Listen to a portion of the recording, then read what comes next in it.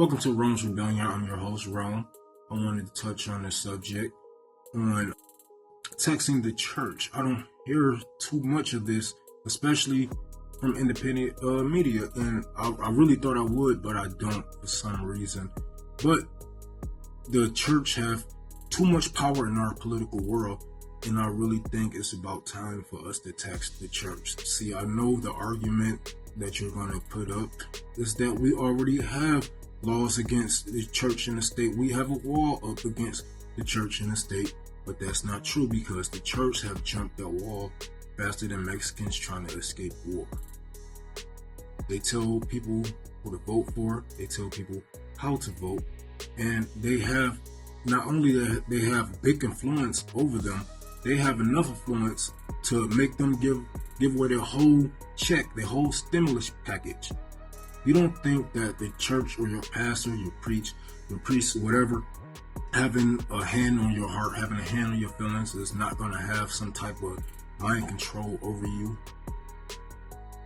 When Barack Obama ran for office, he came into these black churches and, we had bishops and pastors saying, oh, but God said Barack Obama was having sin, and God said this and that, and God is going to lead Barack Obama to the White House, and we're going to get something this time, and it's time for the black people. And what happened? Not a damn thing. Not a damn thing. Our schools are still getting defunded. They still was giving military weapons to the police in the middle of a Polish brutality crisis. Flint, Michigan, none of that. Nothing happened for black people, and nothing will happen for black people as long as we keep voting in this two-party system the way we do. And not only this, even when Donald Trump came into was running for office, you remember he came to the black church. He came in Detroit. He gave them some money, and they preached for him and said God said Donald Trump is having sin. Right? That's too much power. I think anytime a pastor or a preacher say the word vote, they should be taxed. There is no reason for you to be trying to influence these people's minds. It's already bad enough that you are, playing them with your scheme of religion, but now you're going to make them vote against their own best interest because you have a grip on their heart and a grip on their feelings. This is what really hurts the black communities, our churches, because they have so much influence over these people, and they just tell you what to do and not what you should do.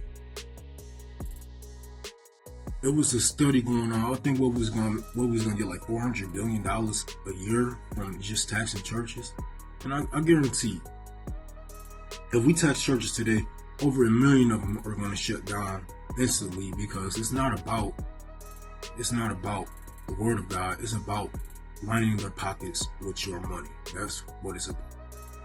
Because even if your church went bankrupt and you had to get kicked out, whatever, you can still preach on the streets. You don't need 20 acres to preach the word of God, right? Maybe I'm wrong. But yes, they have way too much power, way too much money, way too much control. And it's been time for us to tax them. I know a lot of my people are religious, but I just don't give a. I really don't. It hurts me to see this path that we're going down right now. We even have a multi-million-dollar church on Gratiot and Van Dyke in the middle of the hood where you won't even walk to the store in the middle of the day. What do they do for that community? They don't have to do a damn thing because all that money is tax-free. And all these people that live in that area, I'm pretty sure they go to that church because it's stay packed. Every week it's stay packed. And I know from what I see, that church isn't doing anything to help that community that is sitting there.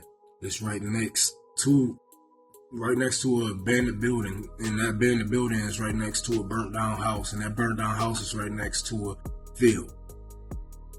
And what these people do is to save themselves from getting talked about from people like me, is they give out, expired foods and old vegetables, maybe some food from here or there, but it's never enough, and it's nothing compared to the money that they have accumulated within the years of this church being open. We really need to look at our preachers and whatever, and tell them, like, look, I love you, I love God, but there's no way I'm voting for that man or that woman or this and that.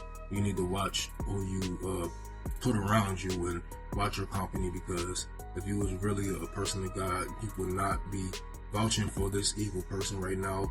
They will not even be allowed to step foot in this church. Yeah. The wall between the church and the state has been gone. If it's still there, then they done been jumped over it, and it's time for us to actually do something about this and stop them from gaining too much power in our political world, as if they do right now. We don't need them to gain anymore. Thank you. That was the show. Thank you for tuning in. Catch you next time.